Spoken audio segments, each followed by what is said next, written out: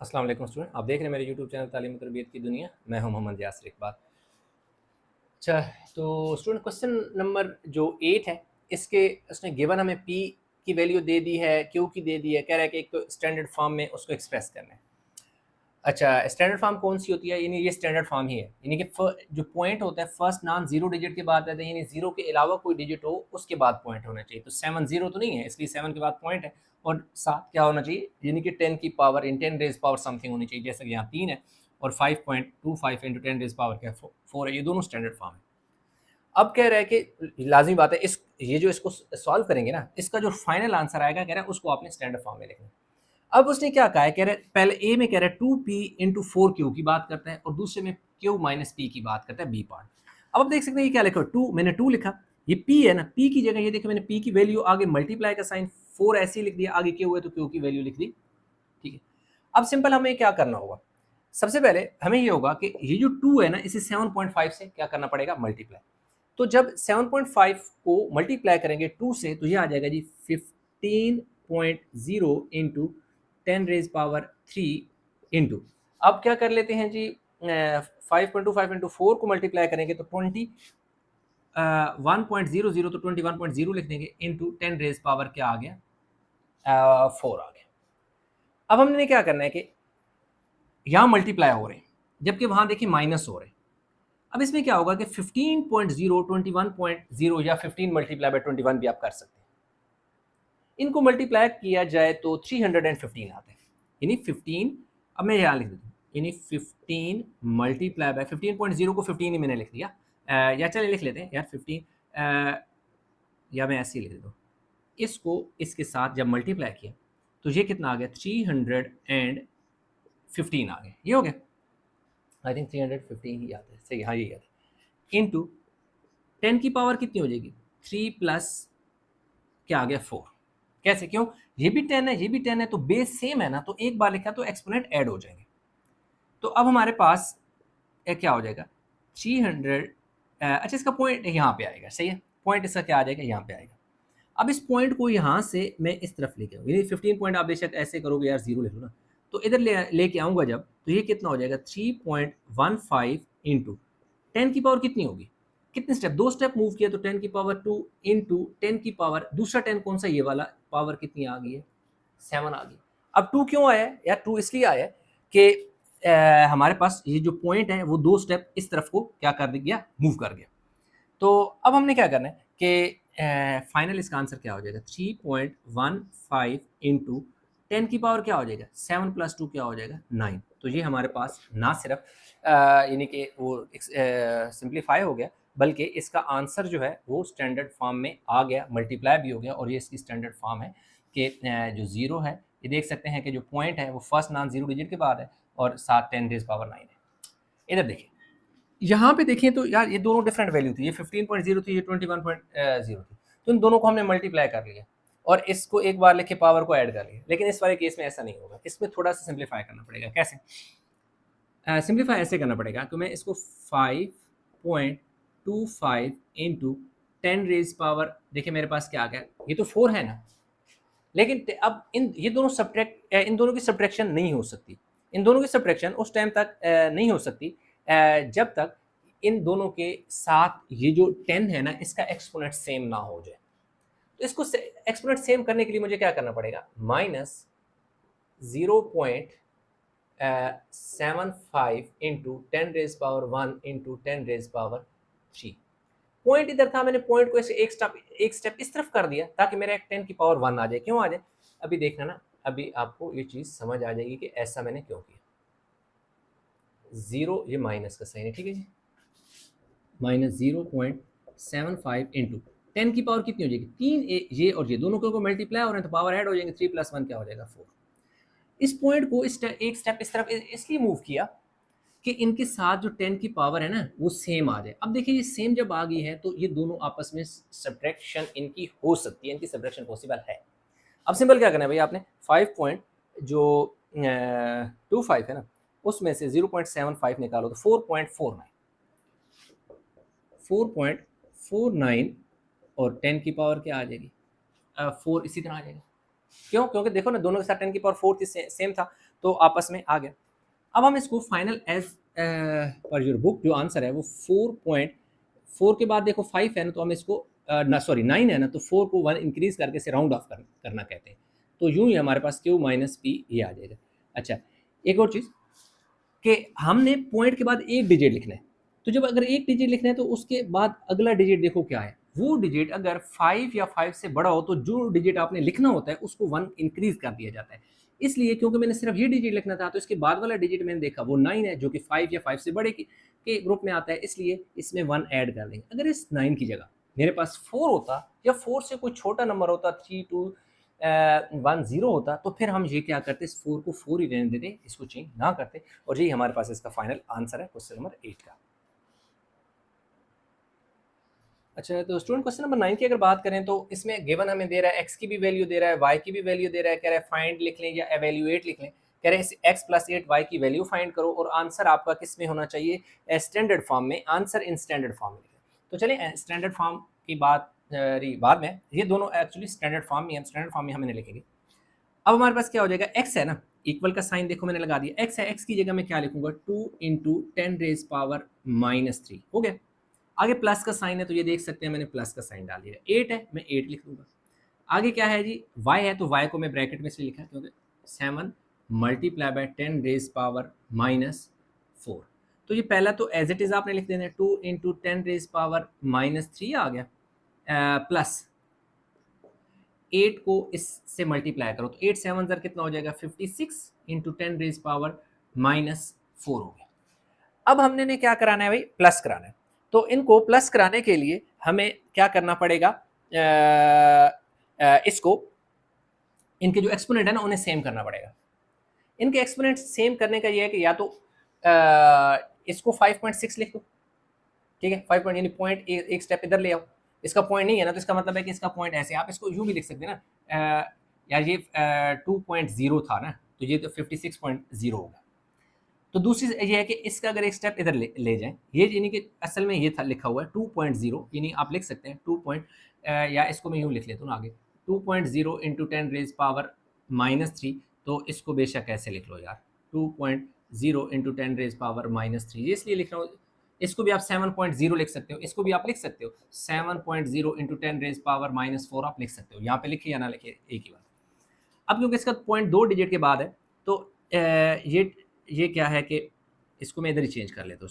देखिए देखो 2.0 है, तो इसे मैं लिख देता हूँ 20.0 into 10 raise power -1 into 10 raise power -3, और -3 प्लस 56 इंटू 10 रेज पावर -4। अब देखिए इसका जो पॉइंट है ना, यहाँ था, इधर क्यों लेके गए उसकी वजह मैं बताता हूँ। 20.0 है ना यार, या 20.0 इंटू 10 रेज पावर -3 और एक -3 और -1 -4 हो जाएगा, प्लस 56 इंटू 10 रेज पावर -4। इसको आप 56.0 भी भाई लिख सकते हो, ठीक है 56.0 भी लिख सकते हो।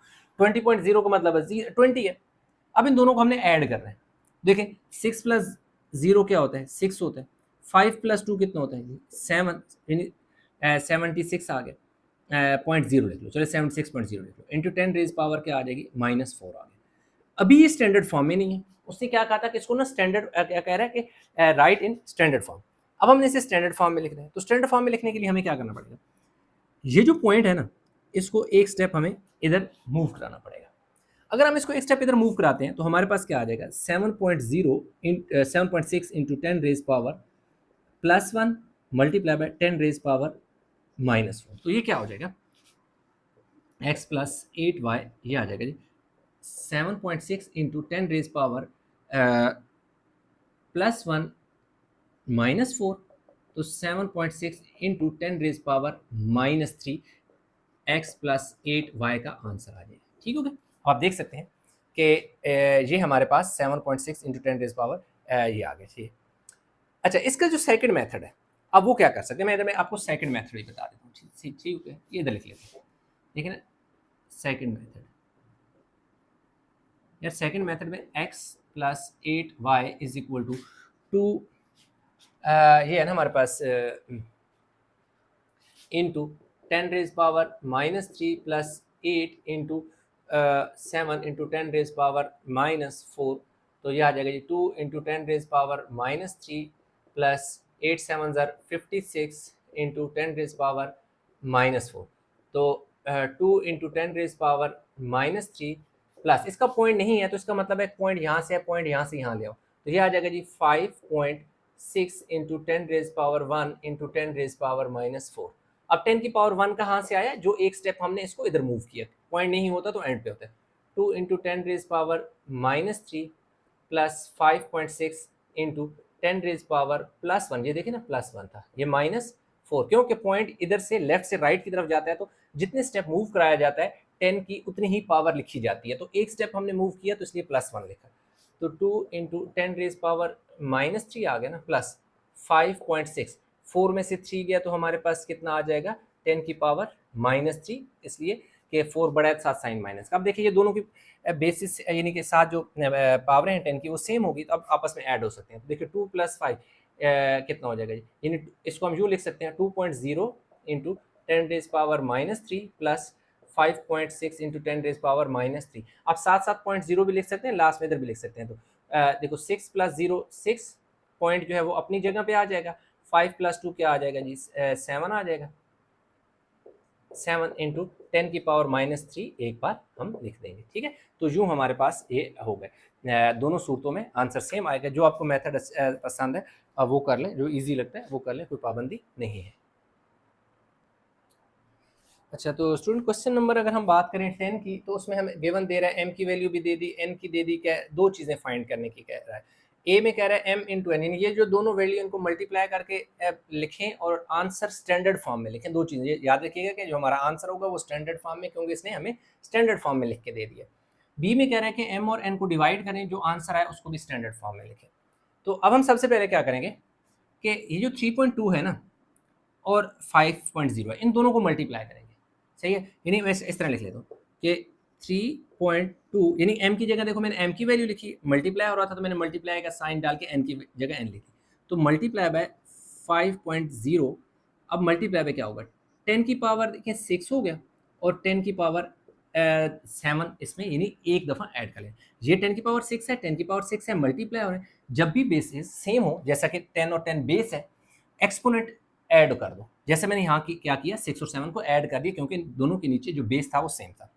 अब मैं 3.2 को ऐसा करता हूँ कि 3.2 मल्टीप्लाई बाय 5 कर लेता हूँ, तो ये मेरे पास आ जाएगा 16.0 इंटू 10 की पावर कितनी हो गई 13 हो गई। अब ये स्टैंडर्ड फॉर्म नहीं है, स्टैंडर्ड फॉर्म ये होनी चाहिए कि जो फर्स्ट नॉन जीरो डिजिट है वो 1 है, पॉइंट यहाँ पे आना चाहिए, तो ये पॉइंट मूव करके यहाँ पे आएगा, तो क्या होगा 1.6 आ जाएगा, ये लास्ट वाला जीरो छोड़ देंगे, इंटू 10 की पावर 1 इंटू 10 की पावर 13। अब ये 10 की पावर 1 कहाँ से आया, जो एक स्टेप इधर मूव किया ना पॉइंट ने, इस वजह से ये 10 की पावर 1 आ गया। अब देखिए 1.6 इंटू 10 की पावर 1 प्लस 13, ये दोनों बेसिस सेम है ना, पावर अगेन ऐड कर दो, तो जो हमारे पास फाइनल आंसर आ जाएगा 1.6 इंटू 10 रेज पावर जो है 14, हमारे पास इसका फाइनल आंसर आ गया। अच्छा नेक्स्ट ये देखिए मैंने लिखा हुआ क्वेश्चन, ये दोनों डिवाइड हो रहे हैं, तो इन दोनों को जहाँ पर मैंने 5.2 और 5.0 को मल्टीप्लाई किया था, अब ये दोनों डिवाइड हो गए। 3.2 डिवाइड बाय 5.0 जब मैं करता हूँ तो मेरे पास 0.64 आ जाएगा, 0.64 इंटू 10 रेज पावर देखें क्या हो गया 6 माइनस 7। जब बेसेस मल्टीप्लाई हो रही हों तो उनके पावर्स ऐड होते हैं, जैसा कि मल्टीप्लाई हो रहे थे तो पावर ऐड हो। जब बेसिस सेम हो और डिवाइड हो रहे हो तो उनके पावर जो है वो सब्ट्रैक्शन होती है, वो आपस में माइनस होते हैं, सब्ट्रैक्ट होते हैं, इसलिए ये जो 7 है जब ऊपर जाएगा तो माइनस का हो जाएगा। अब मेरे पास इसको मैंने स्टैंडर्ड फॉर्म में भी चेंज करना है, ये भी याद रखिएगा। तो स्टैंडर्ड फॉर्म में चेंज करना है तो असल में मेरा पॉइंट जो है ना वो 6 के बाद होना चाहिए, जब ये 6 से पहले है तो इसको मैं 6 के बाद लेके जाऊँगा, 6.4 इंटू 10 की पावर -1 इंटू 10 की पावर -1। अब ये देखिए ये दो -1 कहाँ से आ गए, एक तो ये देखिए ये प्लस था ना, तो यार ये प्लस 7 में से 6 गया तो 1 बचेगा, 7 इज़ ग्रेटर देन, ये 7 नंबर बड़ा होता है तो बड़े नंबर का साइन लेते हैं, अब ये एक स्टेप इस साइड से इधर गया ना, तो इसलिए 10 की पावर -1 गई। जैसा ये देखिए यहाँ से पॉइंट राइट से लेफ्ट साइड पे आया तो 10 की पावर +1 हुआ, जबकि यहाँ से लेफ्ट से राइट की तरफ गया तो 10 की पावर -1 आया। तो पॉइंट लेफ्ट से राइट की तरफ जाएगा तो उसका 10 की पावर नेगेटिव आएगी, जितने स्टेप मूव करेगा उतनी पावर आएगी। जबकि राइट से लेफ्ट की तरफ, जैसे कि इस वाले केस में कि राइट साइड से लेफ्ट की तरफ मूव किया तो 10 की पावर प्लस में है। तो अब ये हमारे पास आ जाएगा जी 6.4 इंटू 10 रेज पावर -1 तो क्या हो जाएगा -2 हो जाएगा, जो इसका फाइनल आंसर है। वीडियो पास कर उतार लें। अच्छा, तो स्टूडेंट गिवन में हमें वो दे रहा है क्वेश्चन नंबर 11 में R is equal to m into I, और sorry m divide by e into I. जो हमारे पास m है उसकी भी वैल्यू उसने हमें दे दी, e की भी दे दी, i की भी दे दी। ये देखिए ये r है, ये इक्वल है, m है, m की जगह ये देखो मैंने m की वैल्यू पुट कर दी, नीचे e है, यहाँ से यहाँ तक ये देखें ये e की वैल्यू है। आगे देखें i से मल्टीप्लाई हो रहा है, मैंने मल्टीप्लाई का साइन डाला, i है तो i की वैल्यू ये थी, ये मैंने पुट कर दी। अब पहला काम मैंने ये करना है कि ऊपर वाली वैल्यू को मैंने फिलहाल कुछ भी नहीं करना, ऐसे ही लिख दें। अब मैंने क्या किया कि 4.5 इंटू 4, ये जो नंबर है ना इसको 4.5 और 4 मल्टीप्लाई कर दिया, मल्टीप्लाई बाय 10 की पावर 8 प्लस 2 कर लिया। क्यों कि 10 की पावर 8 और 10 की पावर 2 मल्टीप्लाई हो रहे हैं, बेस सेम है तो पावर ऐड हो गई। अब नेक्स्ट स्टेप में इसका होगा क्या, नेक्स्ट स्टेप में ये सही होना है कि r इज इक्वल टू ऊपर वैल्यू 6 इंटू 10 रेज पावर 4 ऐसी रहने दें। 4.5 को 4 से मल्टीप्लाई करो तो ये आ जाएगा जी आई थिंक 18, 4 5 20 0 4 16 18, ठीक है 18.0 आ जाए, 18.0 आप 18 भी लिख सकते हैं। इंटू 10 रेज पावर हमारे पास क्या आ गया 10 आ गया, चेक भी कर लेते हैं। 4.5 4 18 आ गया। अब देखें क्या हुआ, अब हमने क्या करना है, बेशक 18.0 के बजाय 18 लिख दो यार, बाद में लेटर ऑन पॉइंट में ठीक कर लेते हैं। 6 डिवाइड बाय 18 को मैं डिवाइड करता हूँ ना जब, तो मेरे पास आ जाता है 0.333, बहुत लंबी सी फिगर आ रही है, उसको मैं छोड़ फिलहाल नहीं लिखता, सिर्फ 3 लिख देता हूँ। Into 10 raise power 4 minus 10 to 3s.f, मतलब 3 सिग्निफिकेंट, यानी पॉइंट के बाद मैंने 3 डिजिट लिखे हैं, बहुत सारे डिजिट हैं। जब मैं डिवाइड करूंगा तो लाजमी बात है ये 3 आगे कंटिन्यू चलेगा, ख़त्म नहीं होगा। लेकिन इसलिए क्योंकि 3 चल रहा है सेम और 5 से छोटे नंबर हैं तो इसलिए मैं इसे 3 डिजिट ही लिखे।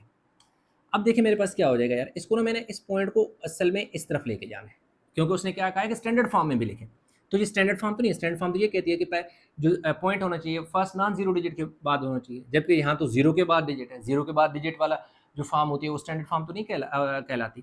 तो ये यहाँ पे आएगा, तो ये क्या आ जाएगा 3 इंटू 3 मल्टीप्लाई बाय 10 की पावर, देखें क्या होगा, क्योंकि मैंने एक स्टेप मूव किया तो 1 आएगा, लेफ्ट से राइट की तरफ गया हूँ तो माइनस आएगा। इसके साथ देखिए 10 की पावर 10 में से 4 गए तो 6 बचेगा, 10 बढ़ा है तो साथ साइन माइनस, तो ये 3.33 इंटू 10 की पावर 6 और 1 कितना हो जाएगा 7, एंड यही हमारे पास फाइनल आंसर है। और लास्ट में बेशक आप ये जो ऊपर लिखा है ये साथ 3 टू 3 सिग्निफिकेंट, यानी अप टू 3 सिग्निफिकेंट फिगर तक हमने इसका आंसर लिख दिया।